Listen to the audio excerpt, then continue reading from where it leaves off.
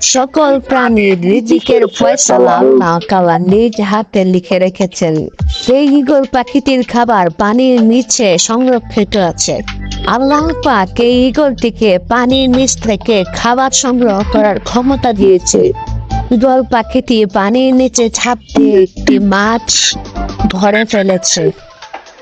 সে মাছটি ধরে নিয়ে উড়াল দিতে চাইল, কিন্তু ব্যর্থ হলো। কিন্তু একবার না পারলে দেখো শতভাগ প্রবাদে আছে। ঈগলটি আবার চেষ্টা করতে লাগলো মাছটিকে নিয়ে উড়ে যাওয়ার জন্য, এবং সে সফল হলো। সে অনেক বড় একটি মাছ শিকার করেছে। এটা আজকে তার রিজিকে ছিল। এটা নিয়ে সে নিজে খাবে, তার বাচ্চাদেরকে খাওয়াবে এবং বাচ্চাদেরকে শান্ত করবে।